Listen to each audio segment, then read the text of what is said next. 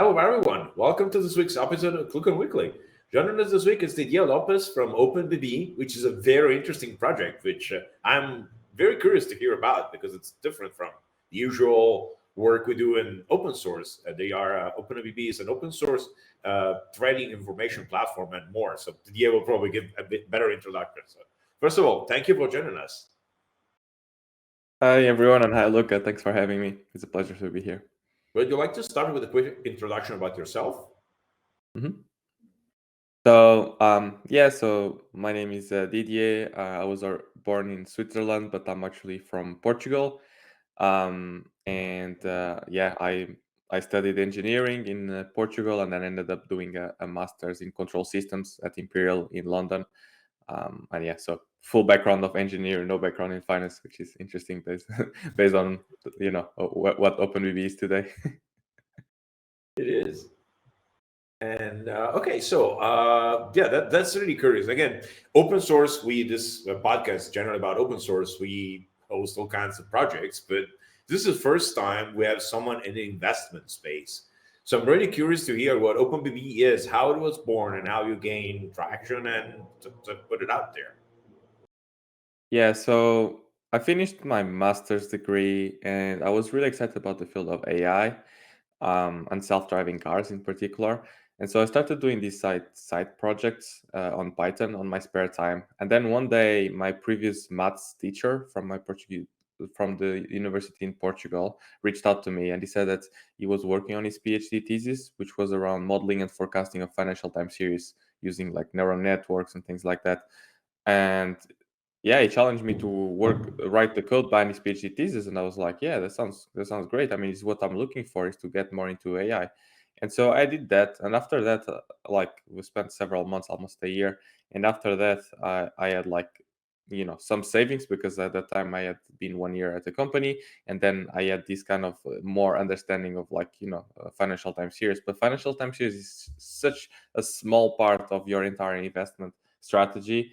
And so after that, I started, like, learning. I started learning fundamentals. I started learning about options. I started learning about, like, dark pool data, insider trading, and all of these other topics. And Oh, the thing is, the more I was learning, the more time I was spending doing research. And that was really frustrating for me, because as an engineer, I feel like we automate a lot of our workflows. A lot of things get automated, like, GitHub actions. You learn shortcuts and things like that. And I felt that my entire process was very manual, and the more I was learning, the more manual it was becoming, and the more work I had to do. Like, I had multiple dashboards open. I would take a screenshot, drag the image to a Word document, write some notes. But, like, we're talking about like 15 dashboards. That's a lot. And then if I want to change a ticker, I need to go into each individually, update it, and then do the same process next week. If something happens, I'll have to do the same. And I was like, there's no reason why I should have to do this, because this is just data at the end of the day. Like, yeah, there's no need for me to do this. I can automate that. But I grew with that, like, pain point for a bit. And then this was during COVID. My flight got canceled, and I was like, you know what, I have a full week on my hands that I wasn't planning. And I was like, I'm gonna try to build this. I went to GitHub to look for a project that I could build on top, and I didn't find anything. The best project out there was Yahoo Finance, but it's not really an official project. It's not from Yahoo Finance. And then, it's limited by the data that Yahoo Finance offers, which kind of defeats the purpose of, like, building a platform that can grow and people can add new data sources. And so I started working on this. At the time, it was called a GameStonk terminal, because I was a GME investor, and I liked Elon Musk, and he tweeted GameStonk, so I felt like, GameStonk terminal is a good name. So I worked on it for 2 months on my spare time, adding multiple data sources. And I think that's kind of the interesting part, is that um, all of our all of the research products out there that you try and test today, they pay for the data that they provide you access. And so for me to open source it, I didn't want to have that liability, because it would be really expensive, right?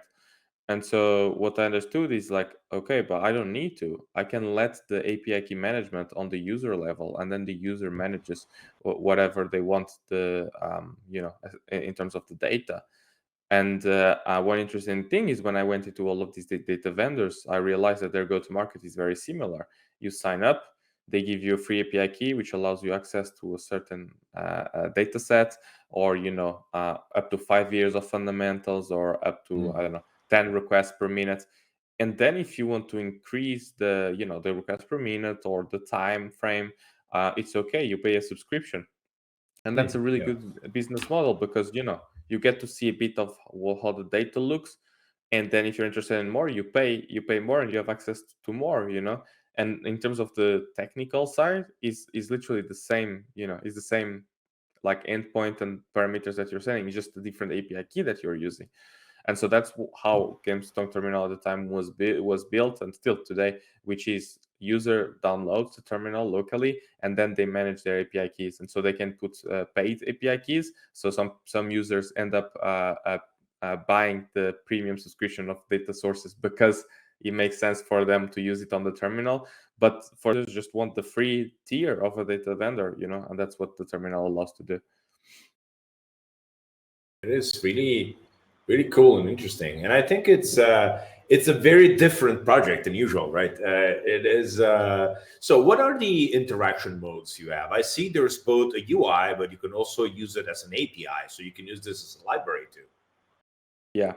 Yeah. So we just started with the UI at the beginning because that's what I was looking for. So the UI being the terminal command line interface, which is debatable. People either love it or hate it. So, but yeah, we started with that because that's what I wanted, and I was also I want it was just Python end to end, and so that allowed me to ship really fast because there was no, like, front end technology. I'm not storing any data, so I was able to add commands at a very, like, quick rate.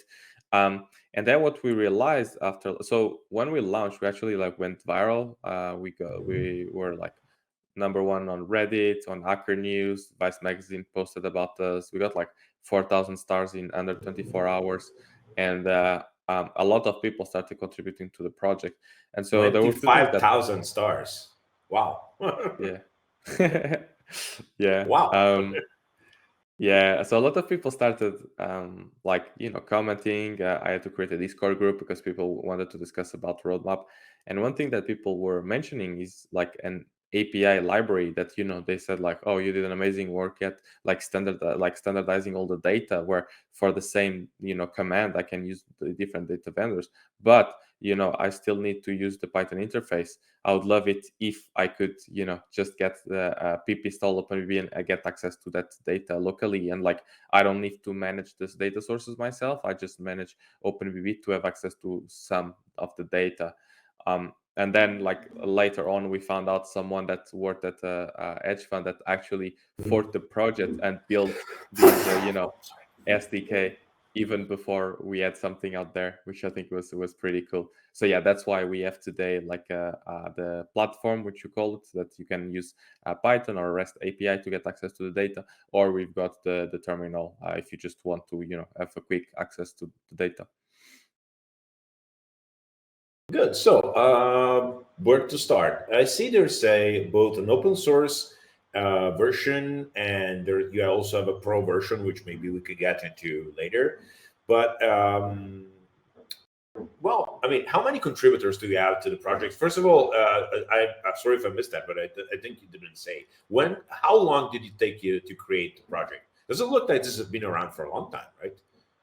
Yeah, so I started the project in December 2020. I made it open source in end of February 2021. So after 2 months, that's when we got, like, a lot of traction.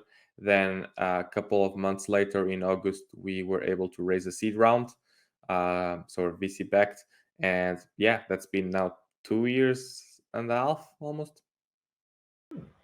And I see you have a lot of contributors. It's really, I mean, 2 years. It's 200. impressive to grow to this size. Thank you. I appreciate it. Yeah, we did. We Really. we had some. We had some benefits from the naming of the project at the beginning. GameStone Terminal name, like, a lot of people resonate with it. So for instance, the article from Vast Magazine featuring the OpenVB at the time was mentioning us as a terminal to do research on GameStop. And that wasn't true, it was a terminal to do anything. It's just that the name was Gimstone Terminal. It's really well. First of all, let me say I'm going to try this out right after the recording because I'm very very curious. Well, a couple questions. First of all, what's the Pro offering adding? I see there's a lot. There's AI. There is. I'm very curious what that is.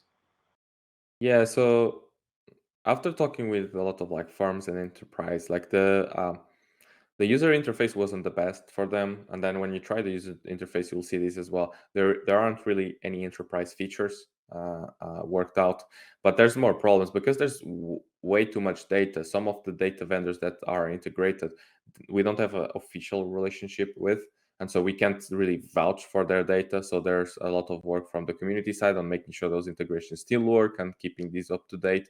But it still is not something that we have a relationship with. Plus, when you go into the domain of providing like an app that people can just have access to the data, you need to pay for that data. And if we were to pay for all the data that you have access to the open source version today, we'd probably be spending millions per year on that, which is Yeah. wild because data is expensive. So our take was, okay, let's take from, because we built all this API integration now, right? The platform. And so our take was like, let's take the data sources that we have an official relationship with, or the best ones in our opinion, and work on bringing them into a more like a better user interface that is on the web. Okay, that was kind of the main how we started. And then there were two things that where we wanted to go after. Well, one of them at a time. One of them was the customizability. So all of the firms that we and funds that we shot with, they all had a Bloomberg or Refinitiv, a FactSet, one of these investment research tools, but they also were doing things custom. So they had like custom data sets. They had like random data vendors that they were working with that gave them special type of data that allowed them edge, but there was not really a place where they could bring that additional data set. And so we wanted to really focus on, okay, the Terminal Pro needs to allow you to bring any data onto the platform. Let's start there. And so today you can like load a CSV file, you can load a public endpoint, you can create the full backend for it.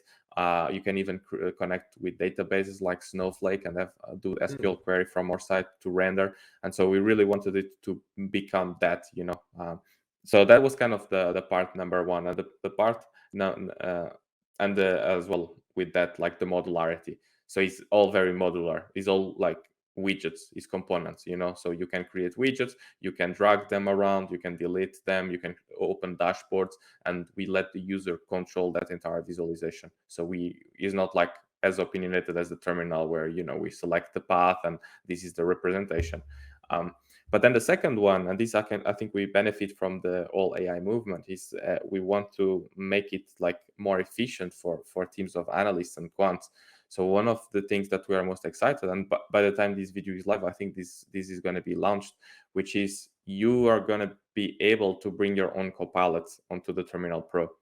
And so what that means is like, or in the future, we believe that each firm will have their own fine-tuned LLMs. So basically, thinking something like a Mistral model, and then fine-tune it on personal documents that they have that they don't want to show to Yeah, anyone else. Okay. Bloomberg already has something like that.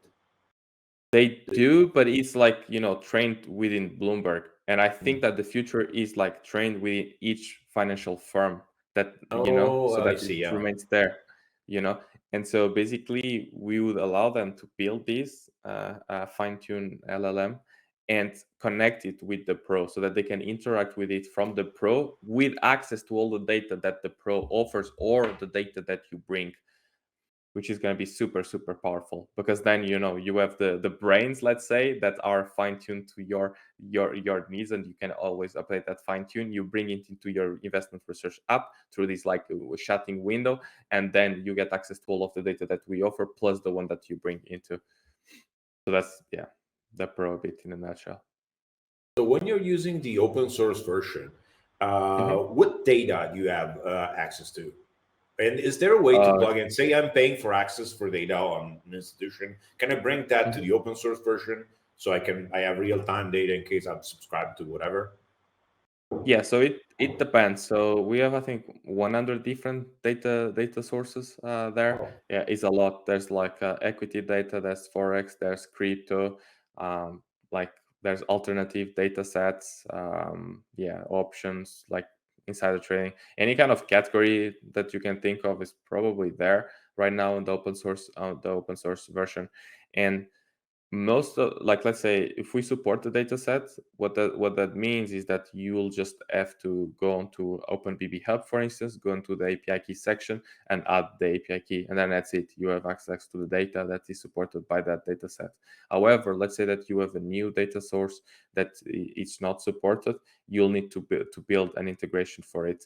And we refactored the platform last year. We actually spent quite some resources on it, so now is much easier to do that. So basically, it's much easier for you to extend and then share that extension with any of your friends or colleagues, so that they have access now to that data. Because one issue that we were having with the platform was that it was depending on like 500 Python dependencies, and oh so it wow. was exactly, yeah, it was a very heavy package. And you didn't start like that, our main like value proposition at the beginning was the data, but then we started adding like forecasting menu, econometrics, portfolio optimization, and it started becoming really bloated.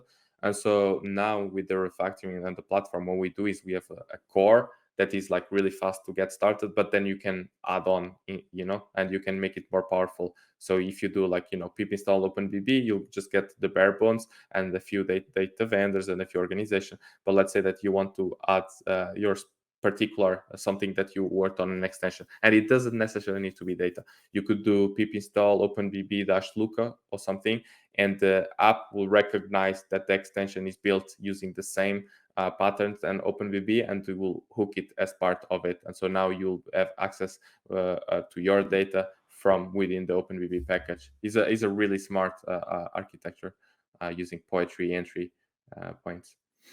Nice. Yeah, the dependencies always start out. You always start out with the best intentions. I know that Yeah. we've built a lot of open source libraries and SDKs people use for SignalWire APIs. And yeah, if you're not careful, yeah, let me add this, let me add that, and then it's 500, as you said. And then you Yep. look at your Dependabot report, and you want to go back to bed. Yeah, yeah, Okay. exactly. Yeah, exactly like that. And like the other issue is that, for instance, for the forecasting library, we were supporting libraries that weren't just depending on Python. They depended on having Microsoft Visual Studio installed, or something else. And then people try to install it in like Linux or Windows or Mac, and like, or anything else, and it's just like it gets really tricky in terms of like support for a pre-revenue startup, to attend. So, just curious, what's the delay on data on the free? Let's call it, if you're using the fully open source version. What are your Mhm. source delays? Um, so that is actually not that bad. I mean, Oh, if you're doing like high frequency trading, like I wouldn't recommend using our app because we're not built for that. But we don't store any data. So what happens is, as soon as you run a command, there's a request being done to the servers of the data vendor, and we display the data directly. So it's pretty much like as fast as that operation can happen. But we've integrated these data vendor crypto called Pith, and they offer like real-time data, and it's actually cool to see that you can um, write like price as a command, and then basically select the ticker that you're interested, and you can see the data being updated like in real time, and it's pretty good.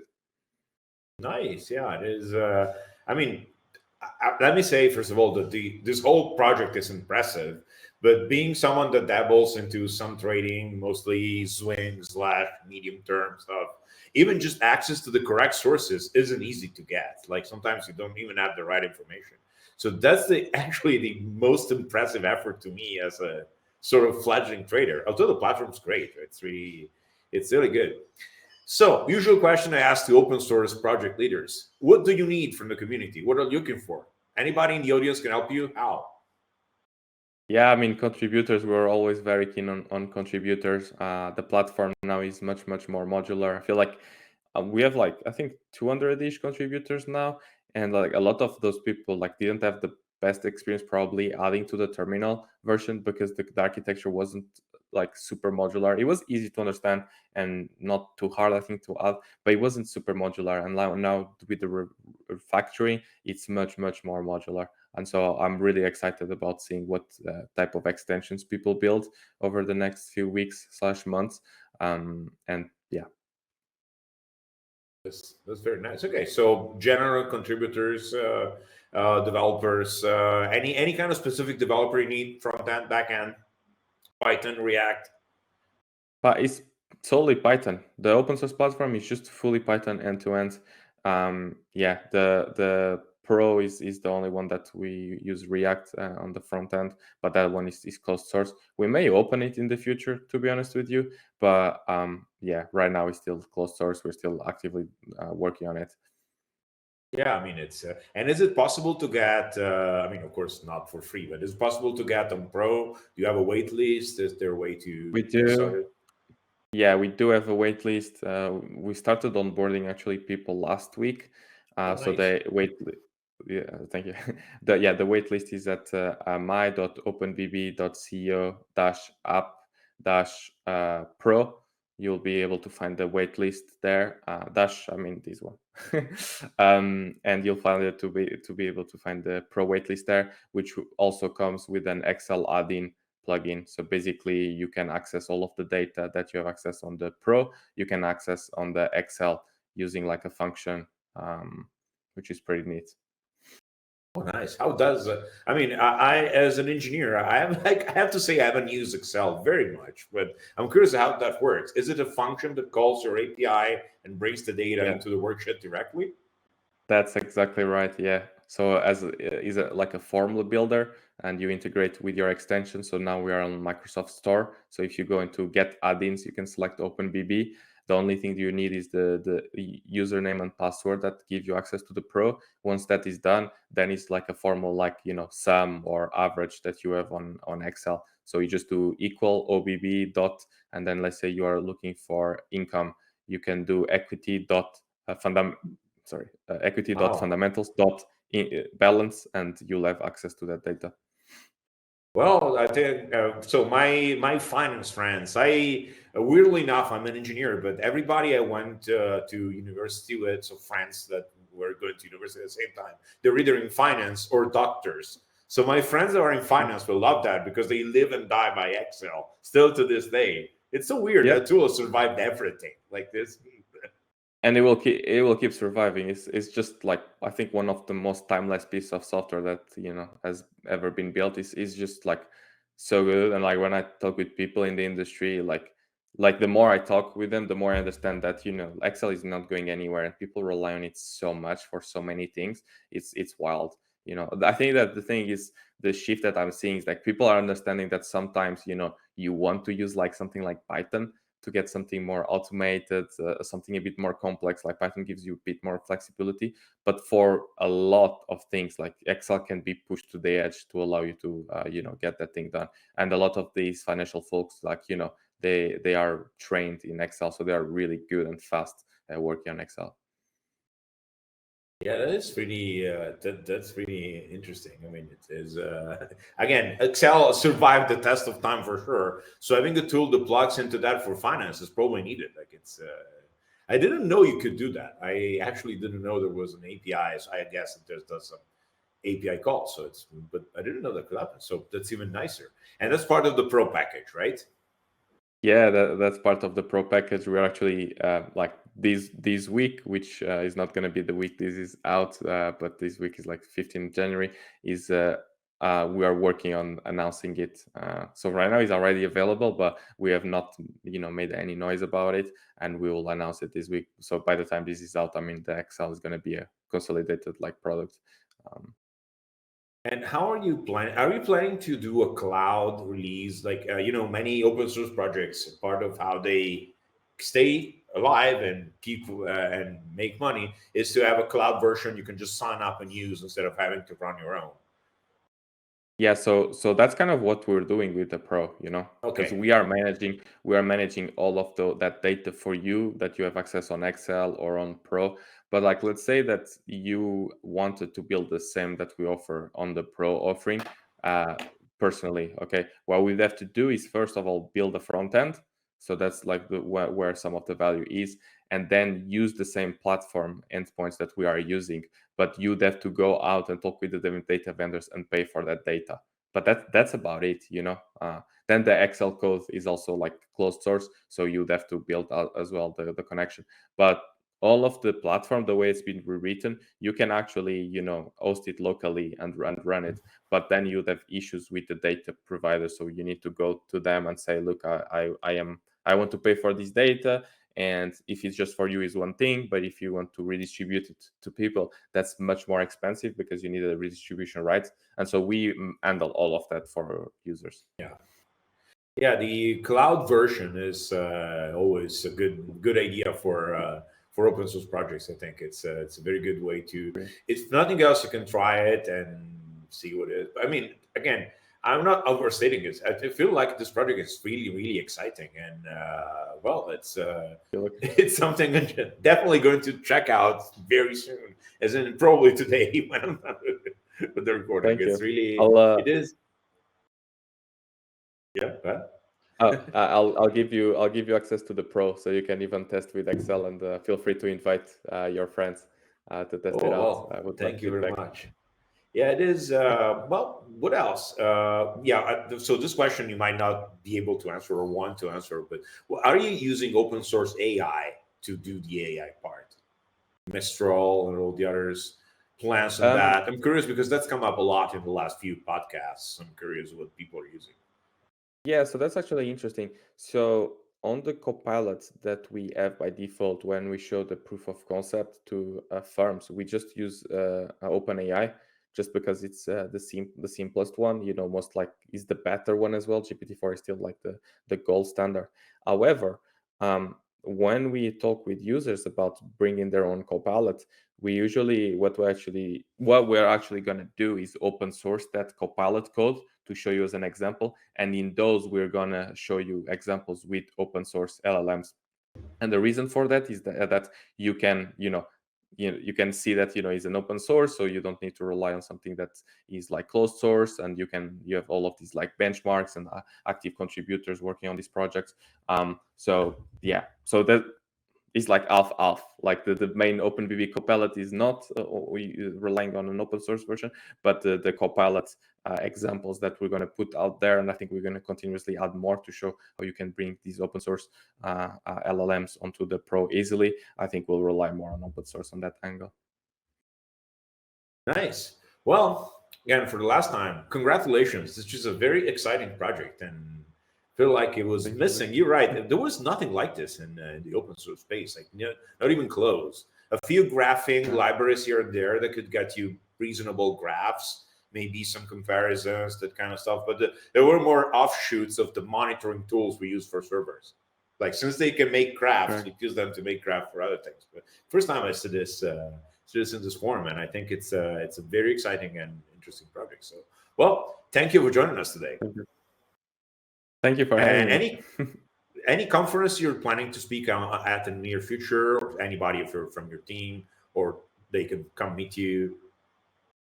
Yeah, so I'm actually moving to New York next month. So when this is out, I'm gonna be in New York, and we plan to do big events to announce the Pro and the XL because right now is still like a beta stage. So we are still talking about it with our design partners. We are showing it to users, getting discussions, but it's still not in GA where someone can just sign up and start using it straight to see its value. But we will do that, and we will create a big event in New York around it.